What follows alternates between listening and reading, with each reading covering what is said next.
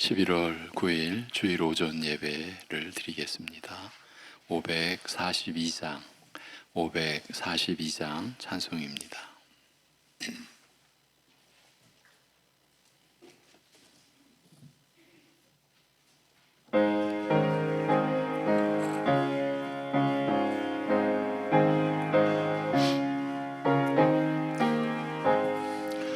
구주 예수 의지함이 심히 기쁜 일일세.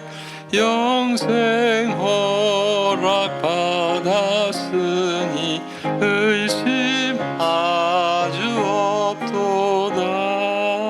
예수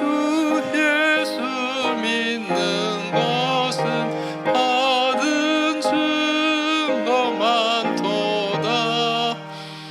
예수 귀한 예수 믿음 더욱 주소서. 구주 예수 의지함이 심히 기쁜 일일세. 주를 믿는 나의 마음을 그의 피에 적시네. 예수 믿는 것은 받은 증거 많도다.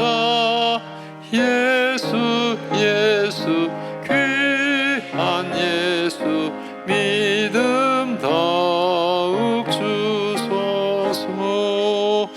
구주 예수 의지하여 죄악 벗어버리네.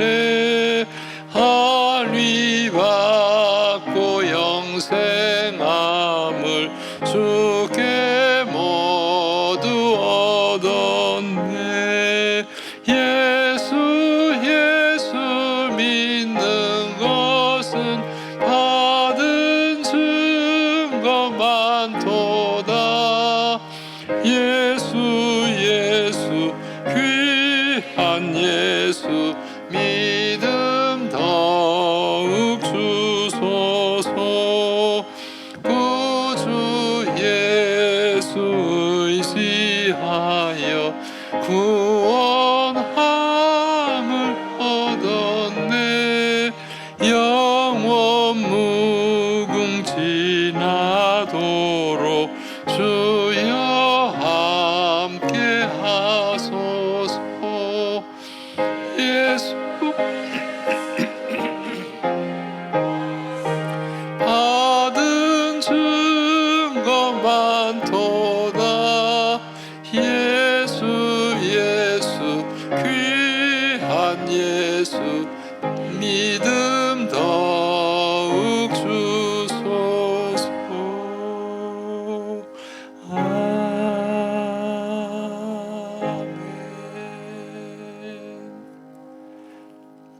이제 우리 함께 사도신경으로 신앙 고백 드리겠습니다. 전능하사 천지를 만드신 하나님 아버지를 내가 믿사오며 그 외아들 우리 주 예수 그리스도를 믿사오니 이는 성령으로 잉태하사 동정녀 마리아에게 나시고 본디오 빌라도에게 고난을 받으사 십자가에 못 박혀 죽으시고 장사한 지 사흘 만에 죽은 자 가운데서 다시 살아나시며 하늘에 오르사 전능하신 하나님 우편에 앉아 계시다가 저리로서 산 자와 죽은 자를 심판하러 오시리라. 성령을 믿사오며 거룩한 공회와 성도가 서로 교통하는 것과 죄를 사하여 주시는 것과 몸이 다시 사는 것과 영원히 사는 것을 믿사옵나이다. 아멘.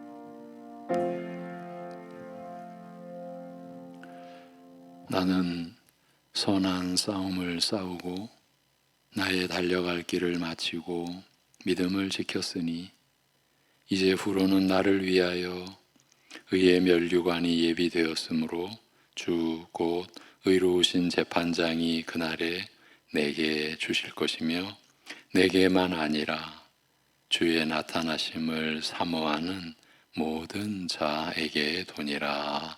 아멘. 영원한 생명의 길을 우리에게 은혜로 내려주시고 우리로 하여금 오직 믿음으로 받도록 하신 아버지 하나님,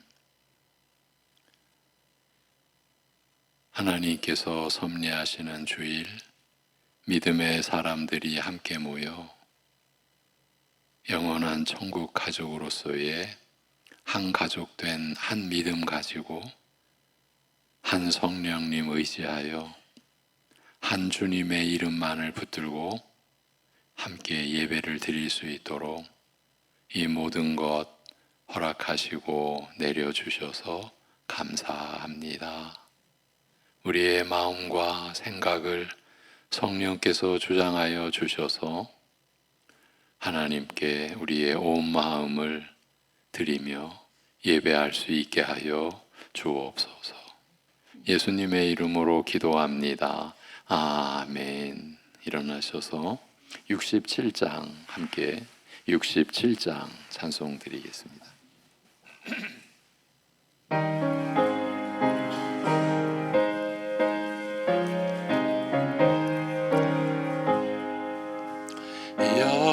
영광의 왕께 다 경배하며 그 크신 사랑 늘 찬송하라. 예부터 영원히 참 방패시니 그 영광의 주를 다 찬송하라. 능력과 은혜 다 찬송하라. 그 옷은 햇빛 그 집은 궁창 그 노래 소리로 주노하시고 폭풍의 날개로 달려가신다. 저 아름답고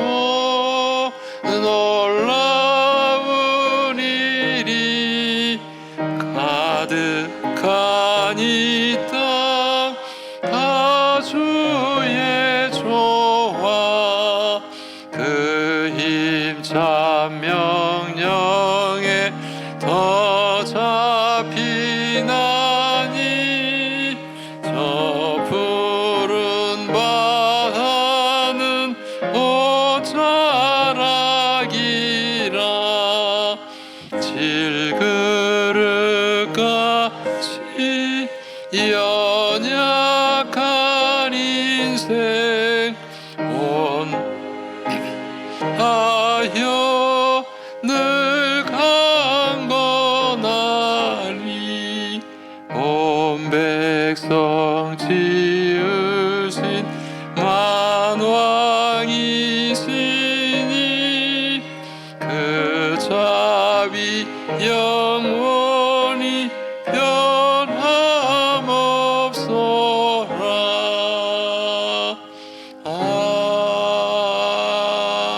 아멘. 56번 교동문 56번 시편 128편입니다. 여호와를 경외하며 그의 길을 걷는 자마다 복이 있도다.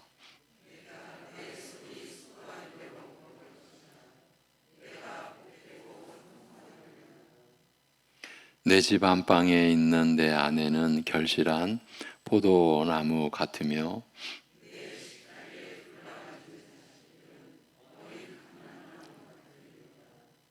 여호와를 경외하는 자는 이같이 복을 얻으리로다.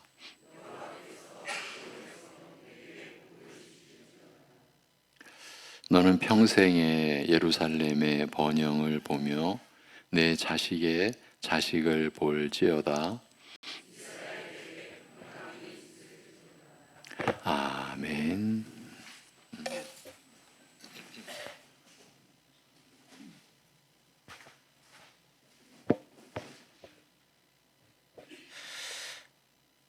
하나님 아버지, 지난 한 주간도 오직 하나님의 은혜로우심, 그 붙드심으로 또 인도하심으로 말미암아 저희가 살다가 또 오늘 이 자리에 나와싸움나이다. 날마다 우리에게 일용할 양식을 베풀어 주지 않으셨다면 저희가 어찌 살아갈 수 있겠사오며, 또 날마다 우리의 그 죄를 용서하여 주시지 않으셨다면 저희가 어찌 하나님의 자녀로서 하나님을 바라보며 또 하나님과 함께함을 누려올 수 있겠사오며, 또 이 연약한 우리들이 또 무슨 힘으로 죄와 악과 싸워 정말 이겨낼 수 있겠사옵나이까.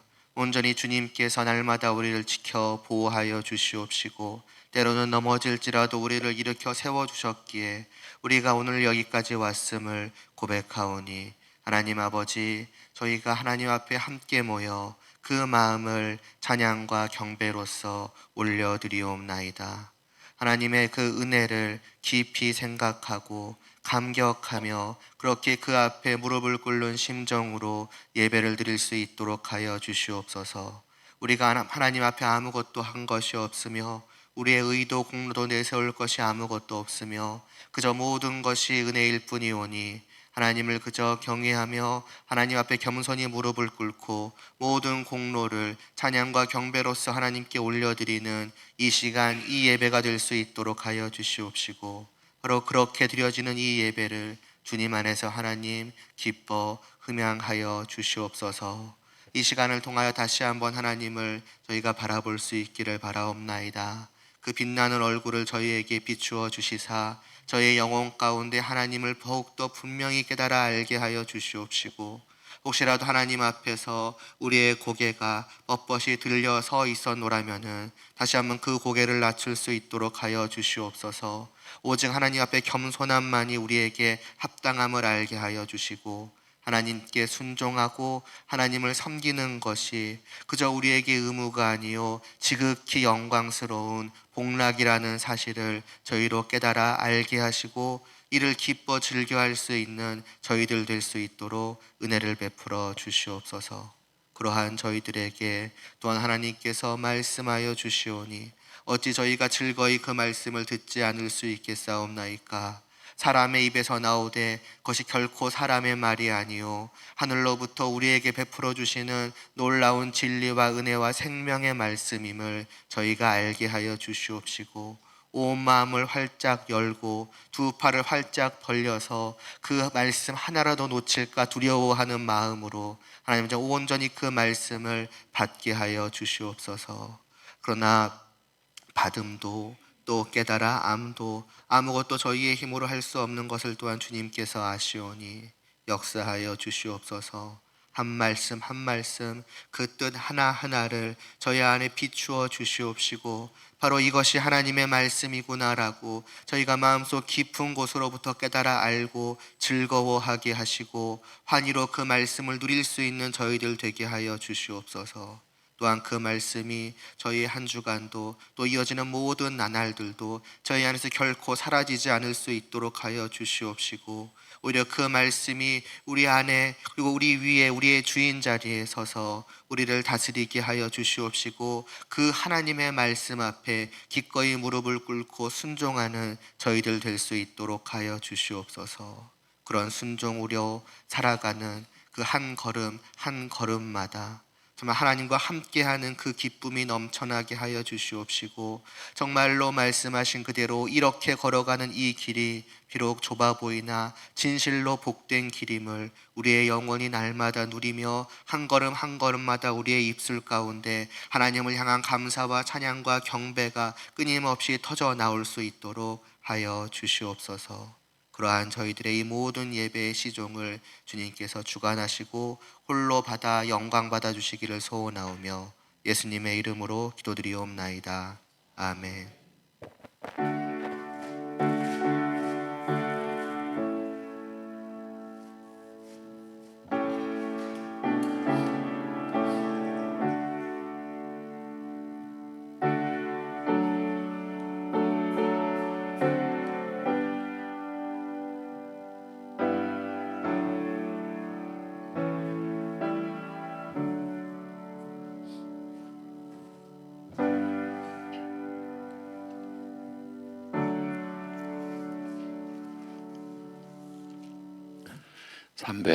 (341장) 찬송을 드립니다. (341장) 찬송입니다.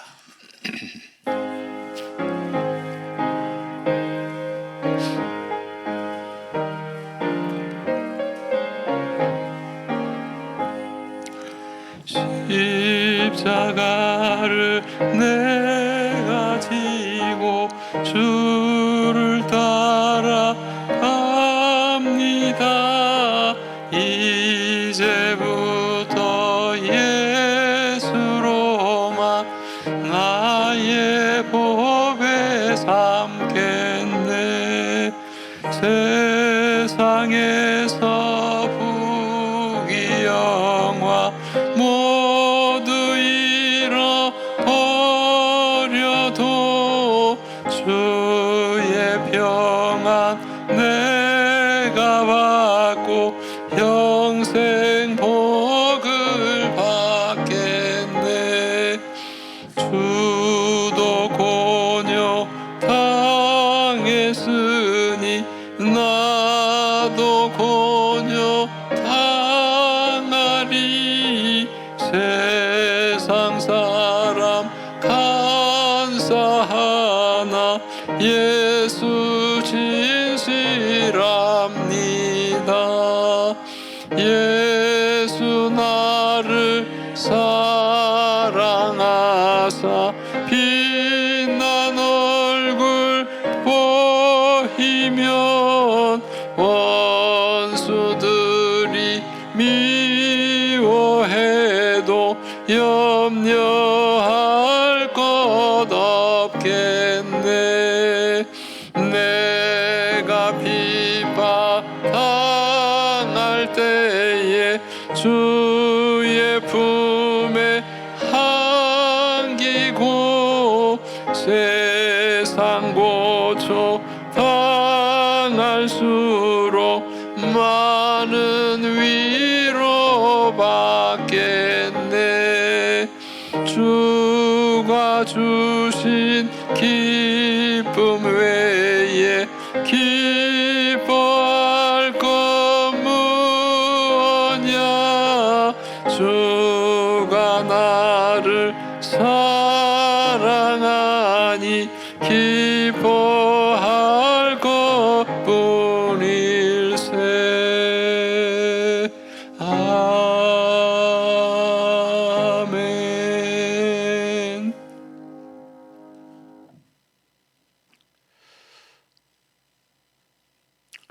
우리를 미리 아시고 오직 기뻐하신 뜻 가운데 불러주신 아버지 하나님, 하나님에 의하여 지음받은 세상이, 지음받은 사람들이 하나님을 부정하고 하나님을 없이 여기고, 그래서 스스로 다른 신들을 만들고 아니면 자기가 신같이 되어서 마치 모든 것을 다 이룰 수 있는 것처럼 사는 거짓 가운데서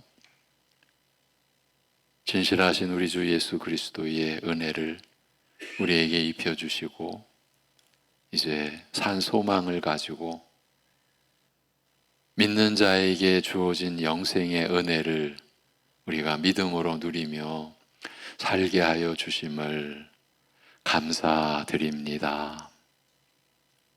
우리가 이 시간 예배에 나온 것도 이 시간 아버지께서 우리에게 주신 것 구별하여 11조를 그리고 감사의 제목을 고백을 담고 또 선교와 건축의 예물과 성미와 주일 예물을 올려드리는 이 모든 것이 하나님이 살아계시기 때문이요. 또 하나님께서 결코 우리 스스로는 하나님을 깨닫지도 하나님을 찾지도 않는 저희들을 찾아오셔서 또 불러주셔서 또 살아계심을 믿도록 하여 주셔서 참으로 주님을 믿는 헤아릴 수 없는 증거를 우리에게 내려주셔서 믿음으로 이 시간 예배드리며 이렇게 감사의 예물을 올려드릴 수 있는 이 모든 것이 하나님께서 우리를 위하여 행하신 일이며 그리하여 우리로 하여금 하나님을 향하여 살도록 하신 섭리 가운데 이 모든 것이 이루어진 일임을 알기에 또한 감사드립니다.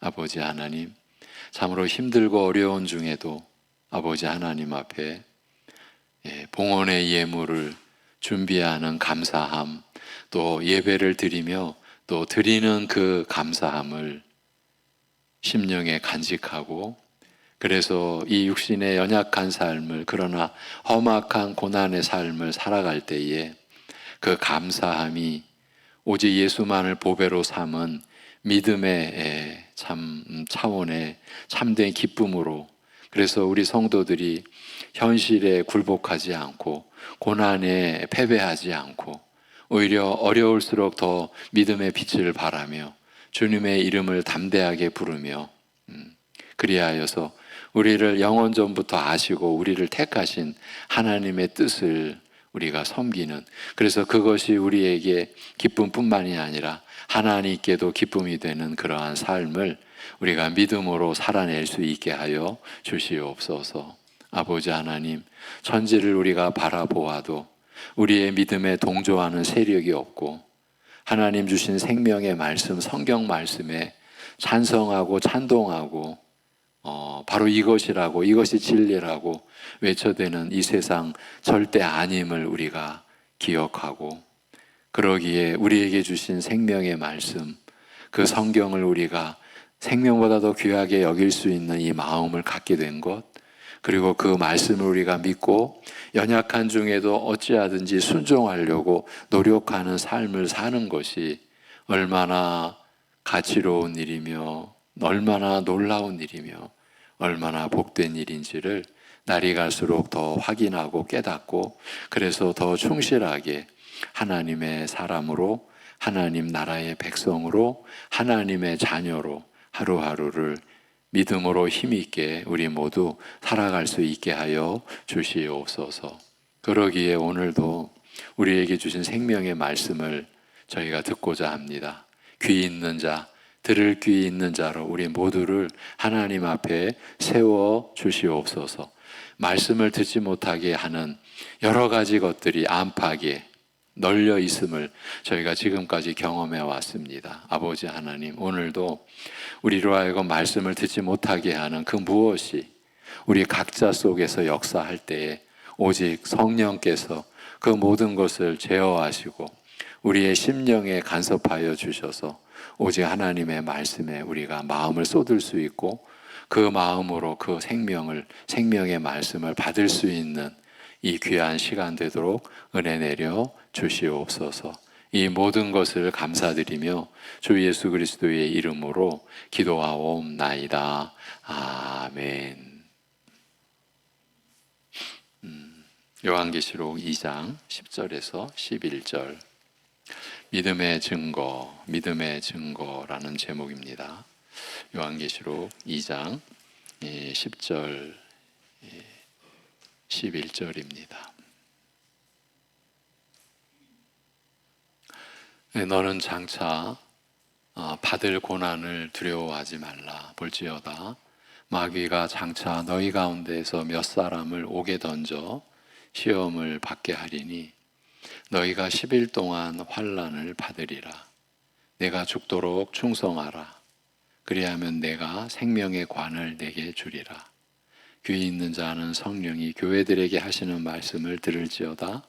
이기는 자는 둘째 사망의 해를 받지 아니하리라. 아멘. 이제 여러분이 합독하시겠습니다. 다 같이. 너는 장차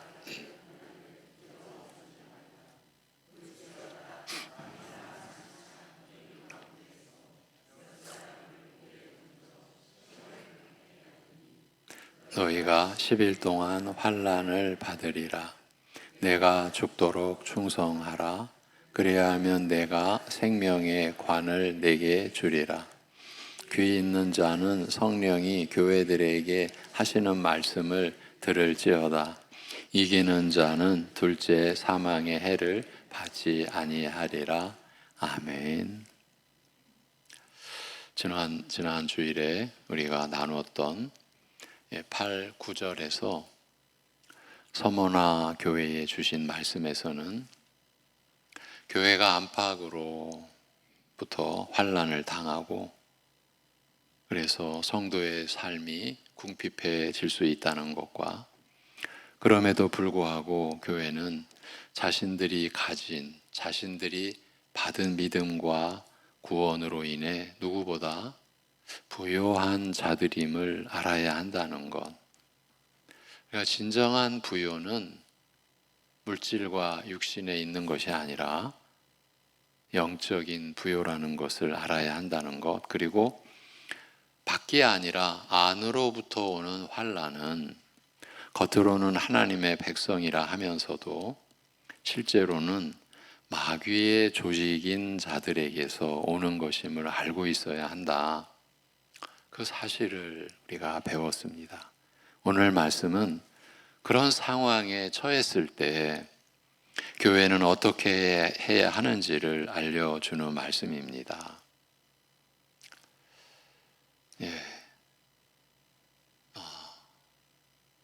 사실 언제나 그렇지만 오늘 우리의 삶에 있어서 너무 중대한 말씀을 우리가 받게 됩니다. 그런 상황에 처했을 때 교회는 어떻게 해야 하는지, 첫째는 장차 받을 고난을 두려워 말라고 하십니다. 두려워하지 말라. 그런데 이 말씀의 의미를 우리가 잘 받아야 합니다. 잘 이해하고 잘 알아야 합니다. 우리는 두려워하지 말라는 말씀을 들으면 이제 고난이 그칠 건가 보다 이렇게 생각하게 됩니다. 즉 두려워할 만한 상황이 더 이상 생기지 않을 것이라서 이런 말씀을 주시는 것처럼 생각합니다. 그게 우리들입니다. 그러나 주님께서 주시는 말씀은 그런 뜻이 아닙니다. 앞으로도 서머나 교회가 받을 고난이 있다고 합니다. 필연적으로 일어날 사건, 그 고난을 미리 알려주고 계십니다. 서머나 교회는 지금까지도 고난을 받았지만 그것이 사라지는 것이 아니라 계속해서 주어질 것입니다. 그런 상황에서 두려워하지 말라고 하시는 것입니다.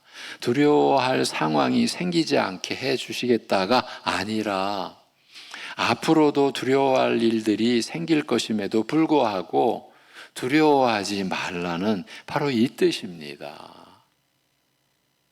이들이 맞이할 일은 크고 무서운 고난이었습니다. 앞에서 말씀하셨던 것처럼 서머나 교회는 교회 안팎으로부터 환난을 당했고 그에 따라 궁핍하게 되었던 처지였는데 그것도 모자라 더 큰 고난을 받을 것이라고 아예 예고를 하십니다. 볼지어다 마귀가 사단이 장차 너희 가운데에서 몇 사람을 옥에 던져 시험을 받게 하리니 그러면서 또 어떻게 이어집니까? 너희가 10일 동안 환난을 받으리라. 환난과 궁핍 당한 것도 견디기 힘든 일인데 그 중에서 어떤 자들은 억울하게 감옥에 갇혀 최소한의 자유와 인권과 목숨도 담보받지 못하는 신세가 될 것이라는 말씀입니다. 여러분, 이것이 하나님께서 교회에게, 먼저 서머나 교회에게, 그리고 이후에 모든 시대, 모든 지역의 교회에게 주시는 말씀인 거예요. 마귀가 그렇게까지 하는데도 어떤 사람은 주님이 가만히 보고만 계시는 것 같은 상황에 처할 수도 있다는 말입니다. 분명히 이들도 앞에서 믿음 때문에 환난과 궁핍 당한 자들이고 그걸로 주님께 칭찬받은 자들입니다. 그런데도 그 중에 얼마는 옥에 던져지는 곤란한 일을 당할 것이라고 합니다. 어떤 이들은 더 큰 고난을 당할 것이라는 말입니다. 모든 신자들이, 모든 성도들이 다 그런다는 것은 아닙니다. 모든 성도들은 10일 동안 환난을 받으리라고 하십니다. 꼭 옥에 갇히는 것 같이 큰 고난이 아니더라도 다 나름대로의 힘들고 그렇지만 무서운 시련을 당한다는 뜻입니다. 이제 오늘 본문에서 우리가 한 가지 또 잘 붙들고 잘 받아야 될 그 구절이 10일. 우리가 앞서 7교회, 지금 요한계시록의 이 말씀이 7교회에게 주어졌잖아요. 근데 이것이 단지 7개 교회가 아니라 모든 교회를 가리키는 것이라고 했습니다. 그러면 여기서 10일은 무슨 뜻일까? 여기서 10일 동안이란 말은 단순히 열흘이라는 의미는 아닙니다. 이 10이라는 숫자는 뭔가를 꽉 채우고 완성한다는 의미를 가진 숫자입니다. 그런 뜻을 가진 말이에요. 뭔가 꽉 채우고 완성한다.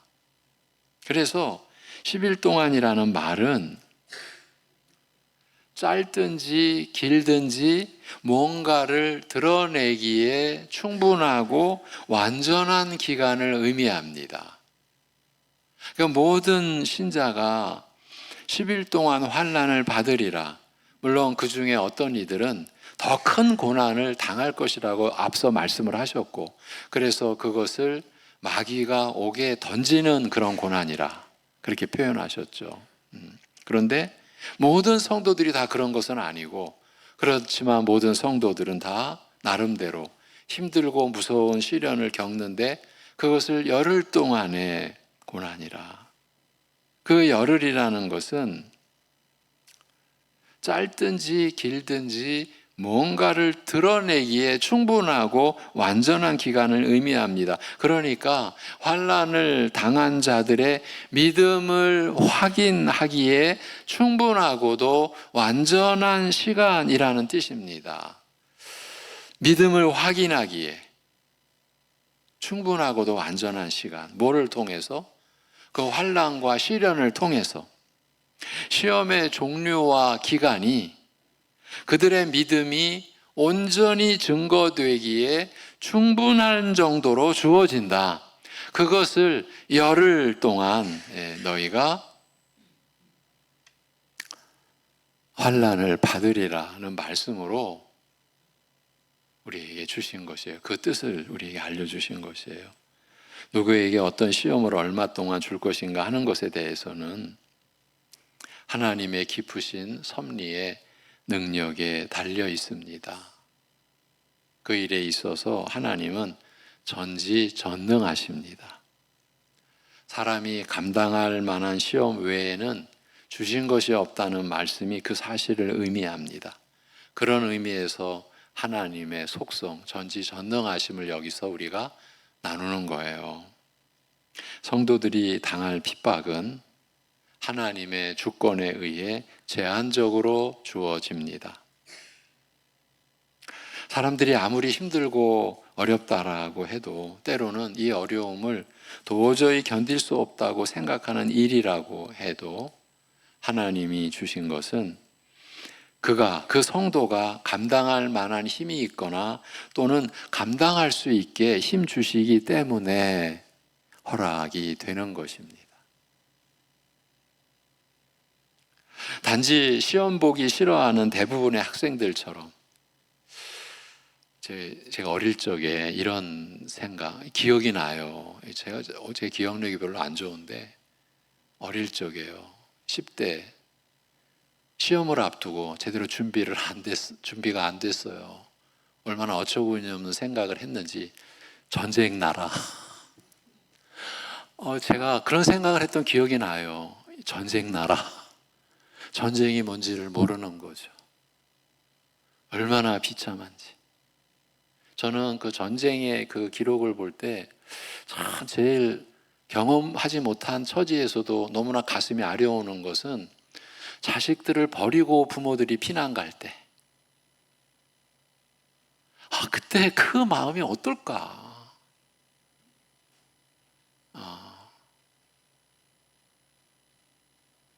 제가 전쟁도 모르면서 시험 앞두고 전쟁 나라. 참 그렇게 시험 보기 싫어하는 대부분의 학생들처럼 우리가 그 시험 당하는 것을 아우성치며 부정하는 것 뿐입니다. 그러나 하나님은 그 하나님의 깊으신 섭리로 각자의 믿음이 증거되기에 충분한 강도의 시험과 그 시험의 기간을 정하시고 허락하십니다.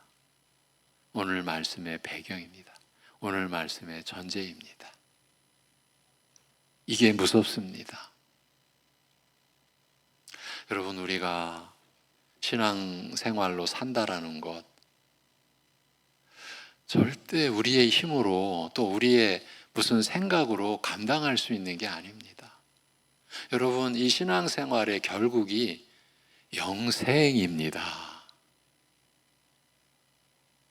사람의 것으로 우리가 지금 다룰 수 있는 차원이 아니지 않습니까? 그래서 하나님의 말씀을 우리가 받고 듣는 겁니다. 우리가 못 받으니까 여러분 안에, 우리 안에 성령께서, 진리의 영이신 성령께서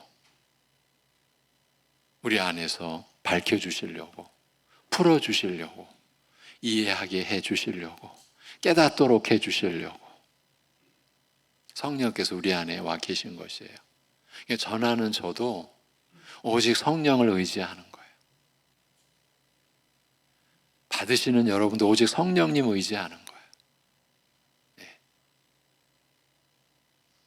이게 무서운 거예요. 앞에서 주님은 분명히 서머나 교회가 당하는 환난과 궁핍을 아신다 라고 하셨고, 유대인이라 하는 자들의 비방도 회방도 아신다고 하셨습니다. 서머나 교회가 믿음을 지키기 위해 그런 고난을 당하고 있음을 아시고 그거를 칭찬하셨습니다. 그런데 그걸 아신다는 분이 그 어려움을 치워주겠다고 하지 않으시고, 앞으로 어떤 성도는 지금보다 더 큰 고난을 받을 수 있으며 모든 성도들이 하나님이 보시기에 적당한 정도의 시험을 받을 것이라고 하시는 거예요. 그런 중에도 두려워 말라고 하시는 것이에요. 그런 중에도 두려워 말라. 내가 시험거리, 시련을 막아주겠다, 치워주겠다, 이 말씀이 아니에요. 걱정 없이 편안하게 살고 싶은 우리가 기대하는 말이 전혀 아닙니다. 여러분, 구약시대에 선지자를 보내면서 선지자들에게 너희 망한다, 너희 망한다. 여러분, 선지자들이 너희에게 하나님의 축복이 임하리라, 너희에게 평안이 임하리라, 그거를 전하라고 했으면 선지자들도 얼마나 신났겠습니까? 그런데 너희 망한다, 그거 전하라고 보냈습니다. 이사야 선지자 보내면서 내 말을 전해라. 그런데 못 듣게 해라. 못 깨닫게 해라. 그게 하나님의 본심이 아니죠. 온몸에 징계의 채찍을 맞아서 상처투성인데도 주인을 몰라보고 주인에게 돌아오지 않고, 그래서 심판의 일환으로 못 듣게 하라. 아니, 가서 말씀을 전하라고 하시면서 못 깨닫게 해라, 못 듣게 해라. 여러분, 이것이 하나님의 말씀입니다. 그만큼 우리가 못됐고 악하고, 그래서 심판의 형벌과 지옥이 있는 거죠.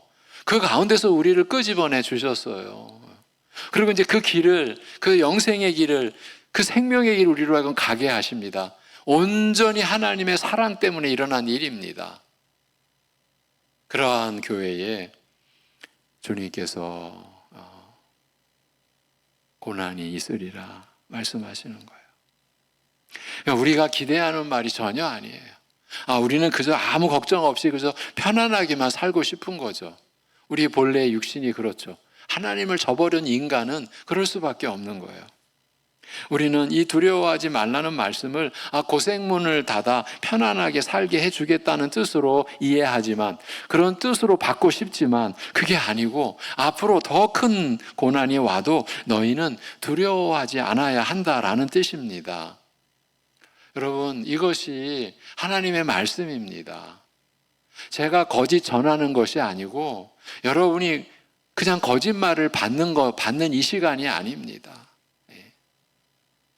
이 말씀은, 교회의 영광은, 우리 성도의 영광은 고난이 있느냐 없느냐로 판단하는 것이 아니고, 더 큰 고난이 올지라도 마음에서 두려움을 버리고 두려움을 떨쳐내고 계속해서 참된 마음, 믿음을 갖느냐 아니냐로 찾는 것임을 보여주고 있어요. 교회의 영광, 성도의 영광은 고난이 있느냐 없느냐로, 그것이 기준 삼아 판단되는 게 아니라 어떤 고난 속에서도 두려움을 떨쳐내고 계속해서 참된 믿음을 갖느냐 아니냐로 찾는 것임을 보여주고 있는 거예요. 즉, 교회는 어떤 상황에서도 믿음을 갖고 사는 것을 중요하게 여기는 것이지, 세상 사람들처럼 편안한 인생 자체가 목적이 되어 그 고난을 피하려고 이리 피하고 저리 도망쳐 곤란하지 않는 삶을 중요하게 여기는 것이 아니라는 말입니다.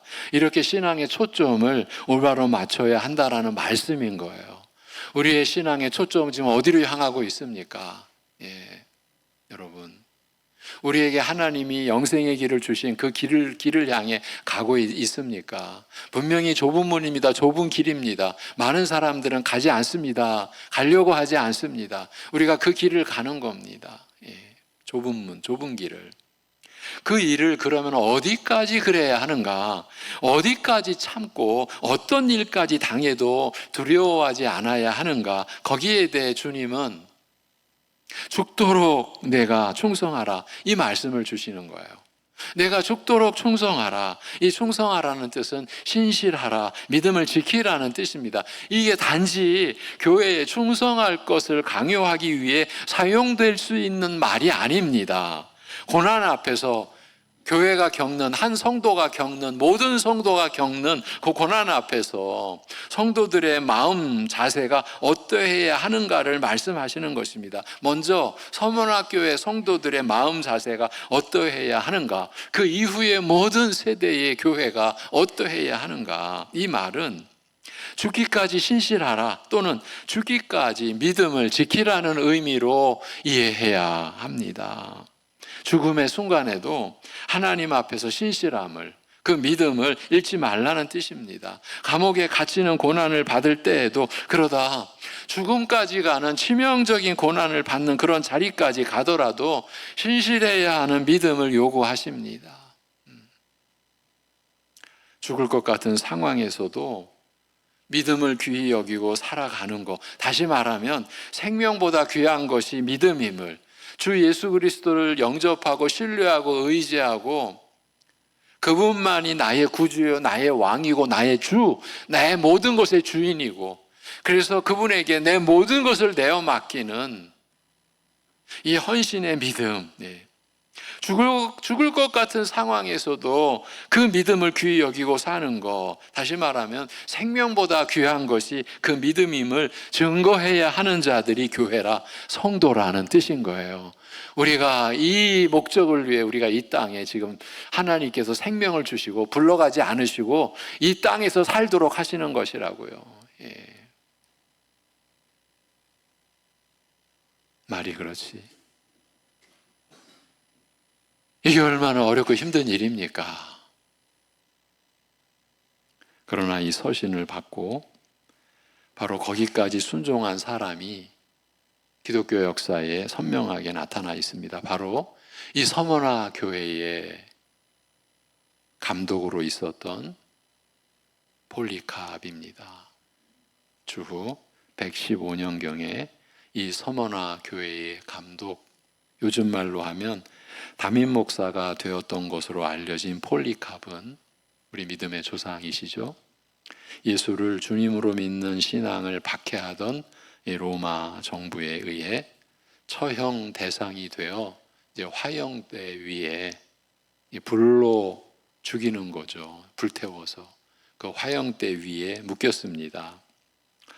그 감독, 그 목사에 대해 잘 알고 있던 로마 총독은 83세나 된 폴리캅에게 자비를 베풀기 위해서, 그러니까 황제의 자비를 베풀기 위해서 가이사가 주시라. 가이사는 황제입니다. 로마 황제. 예. 예. 가이사가 주이시라는 말만 하면 풀어주겠다라고 회유했으나 폴리캅은 그 제안을 거부하고 기독교 역사 속에 아주 유명한 말을 남기십니다. 지금까지 83년 동안 나를 배반하지 않으신 주님을 내가 어떻게 배반할 수가 있겠는가라는 그 유명한 말을 남기고 불에 타 순교당하는 길을 택했습니다. 그는 이제 화형식을 하는 동안 고통을 못 참고 이제 뛰어내릴 것을 방지하기 위해 그를 묶으러 오는 군사들을 향해 또 이렇게 말을 남기셨어요. 괜찮소. 나를 지키시는 하나님이 불 가운데서 버틸 힘도 주실 것이요 라고 하면서 선체로 불태움을 당하면서 죽임 당했다고 역사가들이 전하고 있습니다. 이게 무슨 전설 같은 데 나오는 얘기가 아닙니다. 실제로 이 요한계시록을 받은 지 몇십 년 지나지 않아 이 서머나 교회에서 일어난 일입니다. 폴리캅은 우리가 오늘 나누고 있는 이 말씀의 의미를 정확하게 간파하고 주님의 뜻에 순종한 분이라 할 수 있습니다. 순교했냐 안 했냐가 중요한 게 아닙니다. 몇 사람만 옥에 갇힐 것이라고 하셨습니다. 모두가 다 그런 시험을 받는 것이 아닙니다. 그러나 모든 성도는 다 열흘 동안 시험 받을 것입니다. 각자에게 주어지는 다른 형태, 다른 방향의 시험이 있을 것이며 교회는 그런 시험의 순간에 해야 할 일이 있다. 그런 고난의 순간에 존재해야 할 목적이 있다. 해야 할 일이 있다는 말이에요. 첫째는 두려움을 버리는 것이며 두려움에 굴복당해서는 안 되며 둘째는 죽기까지 주님을 믿는 믿음을 신실하게 지키는 것이에요. 네.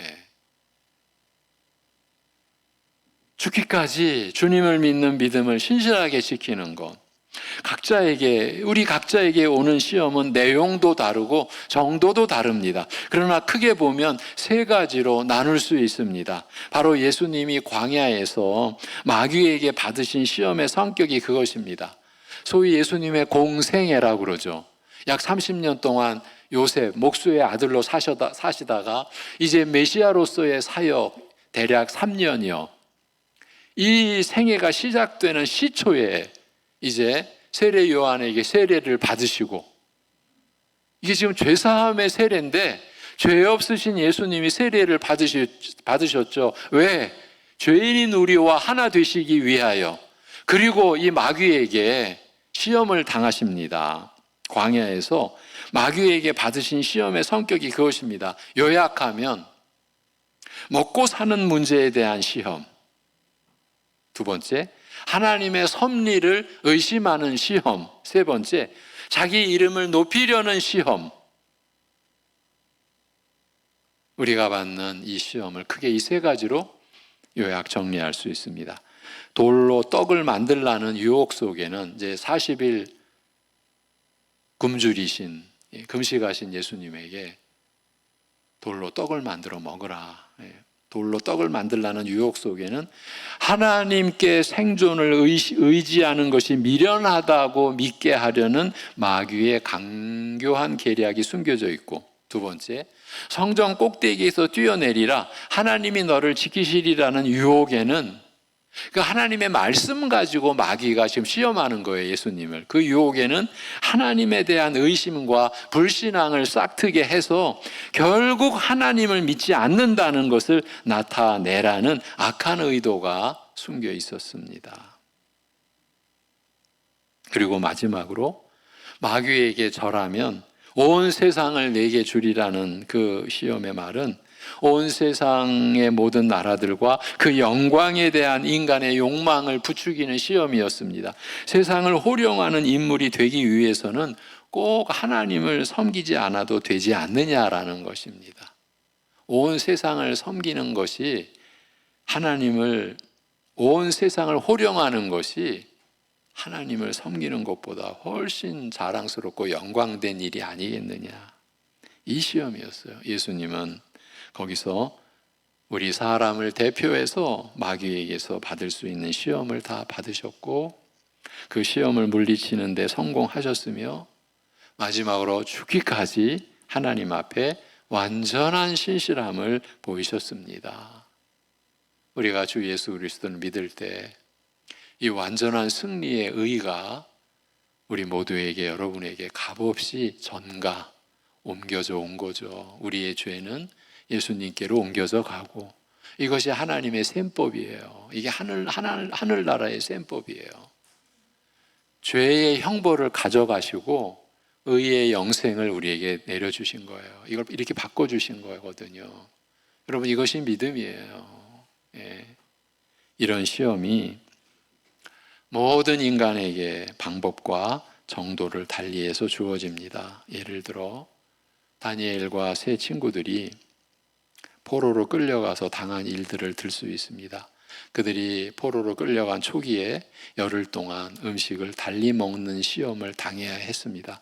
각 식민지에서 데려온 자들 중에서 지혜로운 자들을 뽑아 관리로 써 먹으려 했던 왕이 그들을 우선 건강하게 먹이라고 했는데, 다니엘과 세 친구는 이방신의 우상에게 주어진 재물을 음식으로 먹을 수 없었기 때문에 한 가지를 청합니다. 사실 이것도 죽음을 무릅쓴 요청이었던 거죠. 다니엘서 1장 12절에서 15절 같이 한번 읽겠습니다. 다니엘서 1장 12절에서 15절입니다. 시작. 청하오니 당신의 종들을 열흘 동안 시험하여 채식을 주어 먹게 하고 물을 주어 마시게 한 후에 당신 앞에서 우리의 얼굴과 왕의 음식을 먹는 소년들의 얼굴을 비교하여 보아서 당신이 보는 대로 종들에게 행하소서 하매, 그가 그들의 말을 따라 열흘 동안 시험하더니 열흘 후에 그들의 얼굴이 더욱 아름답고 살이 더욱 윤택하여 왕의 음식을 먹는 다른 소년들보다 더 좋아 보인지라. 그 왕의 상에 그 산의 진미, 그거를 먹는 다른 그 소년, 청년들과 이 다니엘과 이 세 친구는 채소와 물만 마셨던 거죠. 열흘의 시험 기간 동안 다니엘을 비롯한 세 친구는 하나님을 믿는 믿음 때문에 이방의 우상 제물을 먹지 않았습니다. 물론 그 상황에서 하나님을 믿는 신실함을 위해 다른 길을 택한다는 것이 절대 쉬운 일은 아니었습니다. 그러나 그들은 신실하게 자신들의 믿음을 지켰습니다. 그렇지만 그들은 또한 더 크고 무섭게 보이는 시험도 당했습니다. 믿음 때문에 평소보다 훨씬 더 뜨겁게 달궈진 풀무불에 던짐받는 고난과, 얼마나 이 풀무불이 뜨겁게 달궈졌는지 이 다니엘 세 친구를 그 풀무불에 던져 넣는 그 군사들이 자신들이 불에 태워 죽임당하는, 거기에 지금 내던져졌죠. 또 굶주린 사자굴에 던져지는 시험을 당한 것이에요. 굶주린 그 사자를 사람이 어떻게 감당합니까? 이건 정말 크고 무서운 일입니다. 여러분, 이것이 지금 만화 이야기가 아닙니다. 이게 실제 역사입니다. 하나님은 이들이 이런 일을 당할 때 굳이 막지 않으셨습니다. 중요한 것은 그 환경이 아니라, 그 조건이 아니라, 그런 일을 당할 때나 내가 사는 상황에서 두려움을 버렸느냐, 죽기까지 신실하냐입니다. 여러분, 우리가 지금 이 싸움을 하는 거예요. 나는 내 이 상황을 좀 하나님이 바꿔주시면 내가 정말 멋들어지게 신앙생활을 할 텐데, 여러분, 이것은 이루어질 수 없는, 그건 거짓입니다. 그러나 얼마나 많은 사람들이 그런 생각을 품고 있습니까? 그러니까 환경에 모든 것을 지금 탓하는 거죠. 사람들이 가장 또 하는 말이 뭡니까? 내가 저 사람 안 만났으면, 저 왼수 안 만났으면. 이게 지금 사람들이 하는 말이거든요. 그러니까 자기는 안 봅니다. 보기 싫은 거죠. 내 인생을 망친 게 너 왼수 너야. 이게 사람들이, 대부분의 사람들이 하는 말이라고 하면 여러분 부정하시겠습니까?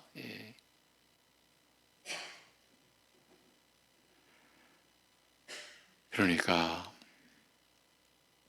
중요한 것은 그 환경이 아니라, 그 조건이 아니라, 그런 일을 당할 때나 내가 사는 상황에서 두려움을 버렸느냐, 죽기까지 신실하냐입니다. 하나님의 주권으로 모든 사람에게 주어지는 시험이 허락될 때 주를 향한 그들의 믿음의 신실함을 증명해 보이는 것이 더 중요한 의미다. 이것이 교회가 존재하는 이유다, 목적이다, 그 말이에요. 물론 다니엘과 세 친구는 그 시험에서 신실하게 자기들의 믿음을 지켰고 거기서 살아났습니다. 그 불구덩이에서 그 굶주린 사자 입을 벌리고 저들을 잡아먹으려고, 한 끼의 식사로 잡아먹으려고 덤벼드는 그들 가운데서 저들은 살아났습니다. 놀라운 하나님의 은혜가 아닐 수 없습니다.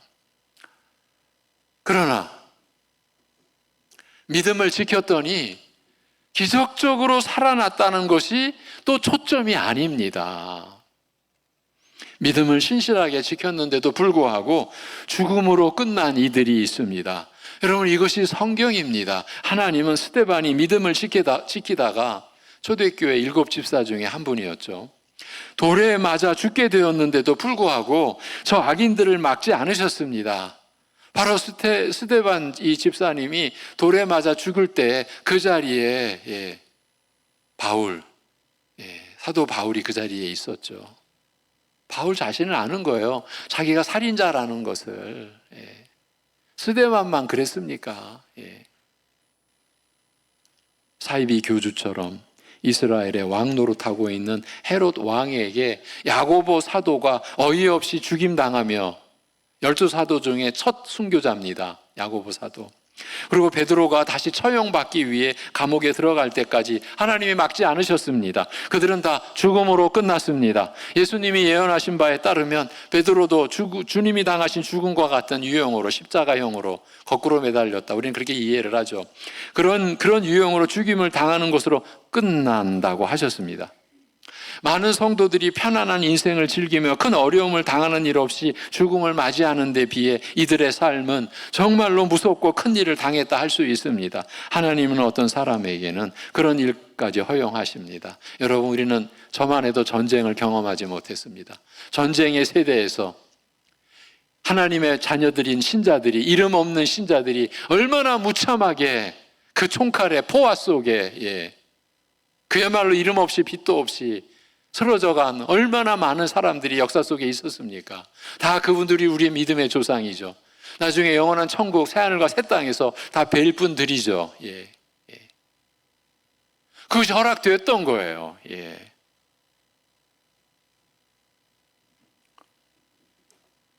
하나님은 어떤 성도들에게는 그런 일까지 허용하십니다. 누가 잘 되고 편안히 사는 것이 꼭 하나님이 사랑하시는 증거가 될 수 없는 것이 여기에 있는 거예요. 모든 것이 하나님의 은혜요 주권적인 섭리일 뿐입니다. 모든 것이 감사할 것 뿐입니다. 예. 문제는 죽느냐 사느냐가 세상에서는 가장 큰 문제지만 우리는 아닙니다. 우리 신자는 그게 아닙니다. 주님을 향한 믿음을 신실하게 지켰느냐 아니냐가 목숨보다 더 큰 문제입니다. 교회는 그걸 이루기 위해 사는 자들입니다. 지금의 환경에서 지금의 처지에서 우리가 싸울 싸움은 그것입니다. 예. 정녕 누구 때문에 내 인생이 망쳤다고 그렇게 한평생 원망하고 그렇게 투덜대고 반항했다 할지라도 우리 신자들은 정신 차려야 됩니다. 그런 나를 하나님은 창세전부터 아셨고 그런 나를 하나님은 택하셨습니다. 누구로 택했습니까? 종으로 하나님 나라의 심부름꾼으로 택한 게 아니라 하나님 아버지의 자녀로 하나님 나라의 그 백성으로 예수 그리스도와 모든 영광을 함께할 하나님의 백성으로 자녀로 부르셨습니다. 우리가 할 말이 있겠습니까? 내 인생 누가 망쳤다고 내 평생 원망하고 투덜대고 울부짖고 그러면 천국 가서도 그럴 수 있겠습니까? 그 가운데 그런 가운데 하나님은 나를 택한 거예요. 제가 40대 10년 특별한 교회를 섬겼다는 거 다 아시죠? 제가 들어가서 그리고 10년쯤 돌아 나올 때 하나님께 받은 선물, 그분들에게 받은 선물, 제가 처음 그분들에게 들어갔을 때 내 왼수 덩어리 누굴 보고 그러는지 아시죠? 자기 자식을 보고. 그리고 10년쯤 지나 제가 그분들과 이제 교회를 떠날 때 그 중에 한 분이 그 왼수 덩어리가 저에게는 복덩어리입니다. 저 자식 새끼 아니었으면 나같이 나쁜 놈은 예수 못 믿었습니다. 하나님을 나 같은 이 나쁜 놈이 어떻게 믿겠습니까? 하나님의 사랑 그런 거 거들떠 보지도 않았을 정말 나쁜 내가 저 자식 새끼 때문에 저 왼수 새끼 때문에 내가 예수님 믿었습니다. 이제 이 아들이 나에게는 복덩입니다. 제가 그들에게 받은 최고의 선물 이거야말로 인생의 역전이죠. 지금 그분들은 이제 저와 같은 연배니까 이제 인생 이제 마무리하시면서 그 아무것도 혼자서는 살 수 없는 그 아들을 위하여 자신들의 삶을 정리하고 저 시골에 새 집을 마련하고 가끔 연락이 오십니다. 제가 복덩어리입니다. 여러분, 제가 복덩어리입니다. 이게 삶입니다. 이게 성도의 삶입니다. 믿음을 지켜낸 거죠. 그리고 믿음이 자기 생명보다 귀한 거를 안 거죠. 이거를 우리는 승리라고 하는 겁니다. 이거를 성공이라고 하는 겁니다. 이것이 하나님 나라의 성공이에요. 이것이 우리의 셈법이에요.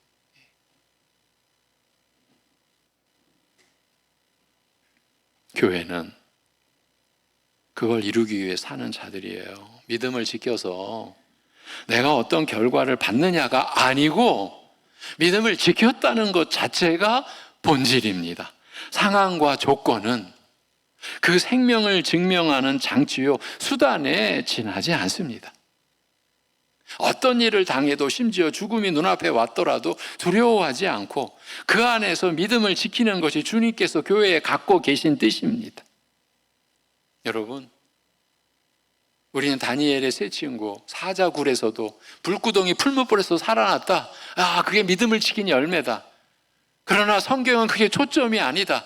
믿음을 지킨 이들 중에 스데반은, 야고보는, 베드로는 처참한 죽임을 당했다. 여러분, 이게 성경이라고요. 제가 교회 안에서 들은 최고의 거짓말 중에 하나. 여러분, 교회 안에 이런 말들이 나오는 거예요. 야고보 사도가 첫째로 순교당한 것은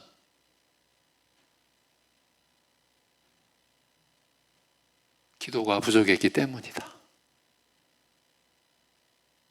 그래서 하나님의 뜻에 사명감에 온전히 사로잡혀 있지 않아서 일찍 순교당해서 죽임 당한 거다.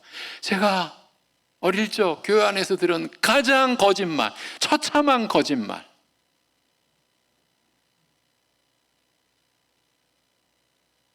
여러분, 우리는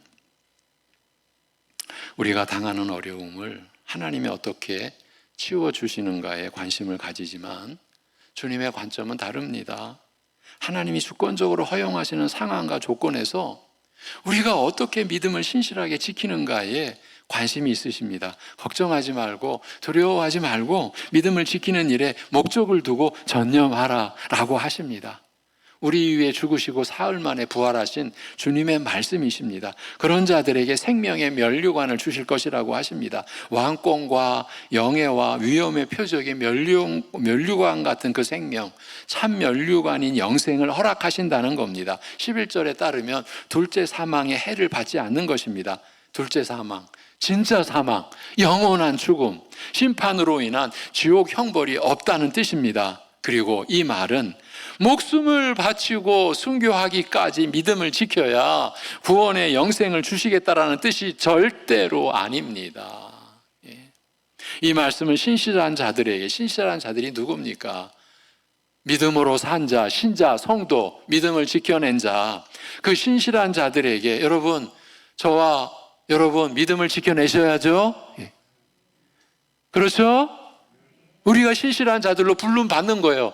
나같이 못된 놈이 하나님 앞에 신실한 자들로 부름 받는 거예요. 이러한 신실한 자들에게 둘째 사망이 없는 영생의 면류관이 주어진다는 뜻으로서 교회는 무엇보다 믿음의 신실함을 지켜내는 것을 본질이자 목적으로 삼아야 하는 자들이라는 것이에요. 이것을 위해 우리가 서로 위로하고 격려하고 기도하는 거예요. 교회는 육신의 생명보다 주를 향한 믿음을 신실하게 지켜내는 것을 더 크고 중요한 일로 여기는 자들입니다. 신자들이 누린다는 평안은 절대 걱정 없이 편안하게 사는 것을 말하는 것이 아닙니다. 서머나 교회에 주신 말씀에 따르면 편안한 환경에서 걱정 없이 사는 것이 교회 성도의 특징이 아니고 걱정스러운 환경에서, 즉 다가오는 고난을 내 힘으로는 어찌할 수 없는 그런 절박한 상황에서도 두려워하지 않고 육신의 생명보다 주님을 향한 믿음을 신실하게 지켜내는 것을 특징으로 해야 하는 자들임을 알 수 있습니다. 상황은 주님께서 그 뜻대로 주장하실 것이며 우리는 그런 것들을 보면서 자연스럽게도 두려움이 임할 테지만 두려워하지도 말고 죽기까지 신실한 믿음을 가짐으로써 하나님의 영광을 나타내야 하는 자들이라는 것입니다. 오늘날 많은 교인들이 이 점을 오해하고 있어서 허약한 교회가 되어버리고 말았습니다만 주님의 뜻은 영원까지 변함이 없으십니다. 주님은 오늘도 모든 지역의 모든 신자들에게 각자의 믿음을 증명하기에 적합하다 싶은 시험들을 주권적으로 허용하십니다. 아이들은 아이들에게 맞는 대로, 학생은 학생에게 적당한 시험으로, 어른들에게는 그에 해당되는 수준의 시험으로, 그리고 어떤 사람에게는 마귀의 강력한 공격을 그대로 받아 죽임 당하는 일도 허락하십니다. 그런 두려운 일 한가운데에서 우리를 두신 하나님의 의도가 여기 있습니다. 성도들은 이 모든 일 가운데서 두려움을 몰아내고 죽기까지 신실할 것을 목적으로 하는 교회 성도가 되어야 하리라는 것입니다. 이 뜻을 바로 알고 우리도 그런 교회가 되게 해주시라고 간절히 힘을 합해 기도해야 하겠습니다. 기도합니다. 하나님 아버지, 우리에게 주신 이러한 생명의 말씀, 진리의 말씀이 우리 교회에 역사하고 우리 각자에게 역사하여 이러한 말씀에 의하여 우리의 삶이 세워져가는 그러한 진정한 신자로서의 됨, 삶, 그 삶을 우리가 살아갈 수 있게 하여 주시옵소서. 아버지 하나님,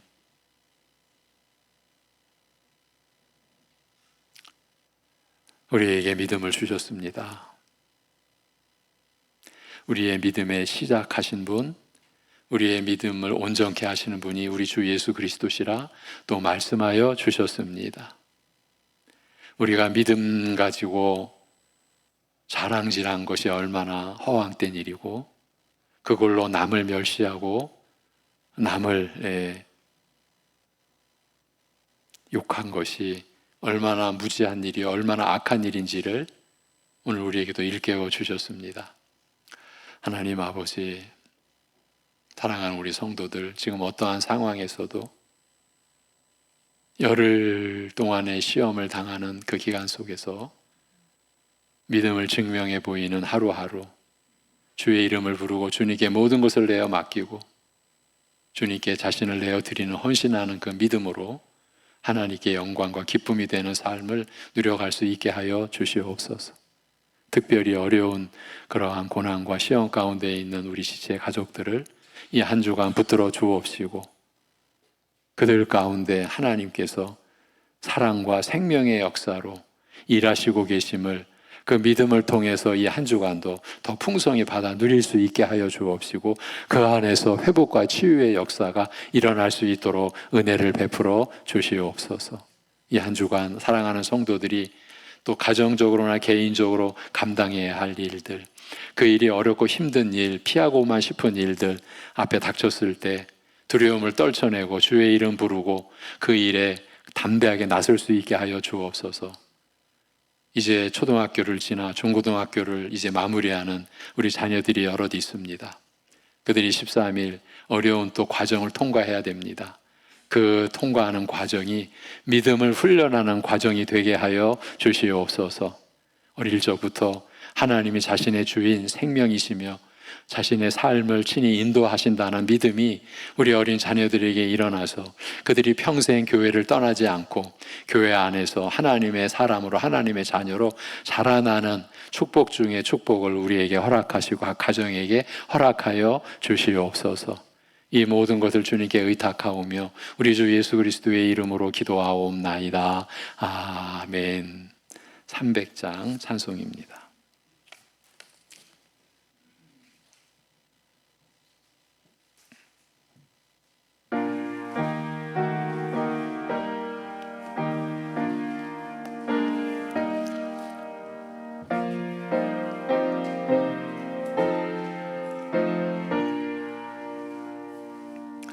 내 맘이 낙심되며 근심에 눌릴 때 주께서 내게 오사 위로해 주시네. 가는 길 캄캄하고 괴로움 많으나 주께서 함께하며 내 짐을 지시네. 그네가 내게 족하네. 그네가 족하네. 이 괴로운 세상 지날 때 그네가 죄송합니다. 3절입니다. 번민이 가득 차고 눈물이 흐를 때 주 나의 곁에 오사 위로해 주시네. 환난이 닥쳐와서 어려움 당할 때 주님의 능력 입어 원수를 이기네. 그네가 내게 족하네. 그네가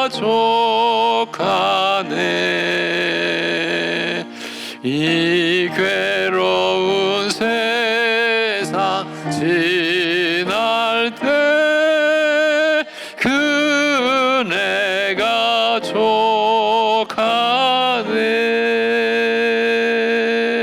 아멘.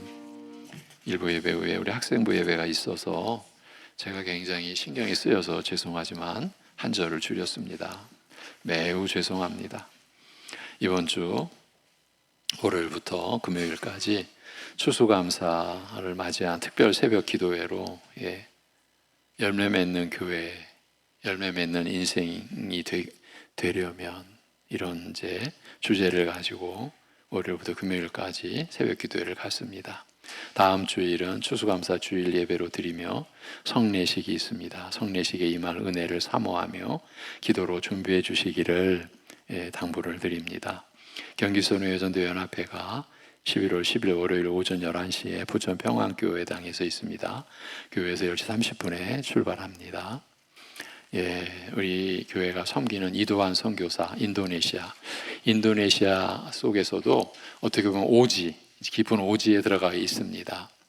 우리 노회에서 함께 목회했던 이도환 선교사 위에서 한 주간 기도해 주시기를 바랍니다. 진리, 곧 말씀 안에서 사랑으로 우리 교회와 가정이 끊임없이 변화가 일어나야 됩니다. 그걸 위해 기도해 주시고요. 우리는 우리 민족과 나라가 오직 하나님의 사랑, 하나님의 섭리 안에서 지켜지는 것을 위해 기도하셔야만 합니다. 영육 간의 연약한, 영적으로, 신앙적으로 힘들어하고 방황하는 서로를 위해서, 자녀들을 위해서, 또 육신적으로나 여러 가지 면으로 어려움을 겪는 그러한 서로를 위해서 우리가 기도를 해야 되겠습니다. 네, 축하해 주세요. 우리 차영동 김명숙 집사님의 장녀 차지연 자매가 결혼을 합니다. 이번 주 토요일, 다음 주 토요일이죠. 이번 주 토요일이군요. 11월 15일 토요일 오후 3시 30분 부천 MJ 컨벤션 5층 그랜드 볼룸 홀에서 우리 차지연 자매가 결혼을 합니다. 야고보서 1장 2절에서 4절 묵상 구절 읽고 제가 축도함으로 예배를 마칩니다. 다 같이 내 형제들아 너희가 여러 가지 시험을 당하거든 온전히 기쁘게 여기라. 이는 너희 믿음의 시련이 인내를 만들어내는 줄 너희가 알미라. 인내를 온전히 이루라. 이는 너희로 온전하고 구비하여 조금도 부족함이 없게 하려 함이라. 아멘. 축도하겠습니다. 교회의 머리 되신 우리 주 예수 그리스도의 은혜와 십자가의 그 고난 가운데 우리에게 사랑을 나타내 주신 아버지 하나님의 영원하신 사랑하심과 우리 안에 내주하셔서 이러한 말씀을 받을 수 있도록 깨달아지도록 그리고 믿음으로 자라가도록 일하시는 성령님의 교통하심이 지금 내가 어떠한 처지에 있든지 결코 그 처지나 환경에 굴복하지 않고 그 환경과 그 누구를 탓하지 않고 그 안에 하나님의 섭리, 하나님의 뜻, 하나님의 나를 향하신 그 사랑이 충만한 목적 거기에 기도에 초점을 두고 기도하며 지금까지 믿음으로 인내해온 사랑하는 성도들과 우리 어르신들과 그러한 믿음을 구하는 모든 이들 안에까지 영원토록 함께하여 주시기를 주님의 이름으로 축원하옵나이다. 아멘.